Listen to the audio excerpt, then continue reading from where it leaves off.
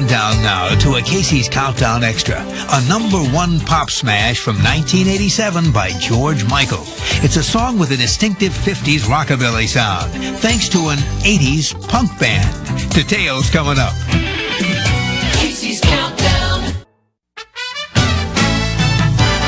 Casey's Countdown. Well, now we're up to a Casey's Countdown Extra, a number one pop smash from 1987 by George Michael. It's a song that has a distinctive 50s rockabilly sound, thanks to an 80s punk band.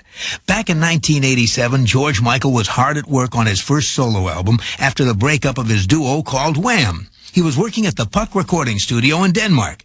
George had an idea that for one of his songs, he wanted to play a riff on an acoustic guitar. But George hadn't brought an acoustic guitar with him. All of his instruments were back in London. And when the album's engineer, Chris Porter, looked through the instrument storeroom, all he found was a guitar left behind by a British punk rock band. Chris says, quote, "It was this horrible aluminum body acoustic guitar that a band called The Damned had left. We tried to find another guitar, but George wanted to record the riff while it was still fresh in his head. And so that's what he did." Chris goes on to say, quote, "That's what you hear on the song, and it became the song's signature sound, a Bo Diddley kind of rhythm, stark and dry," unquote.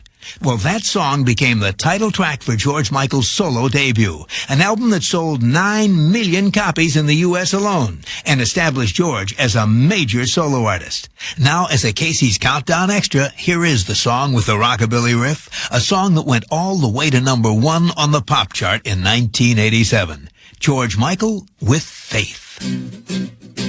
I gotta have faith, faith, faith.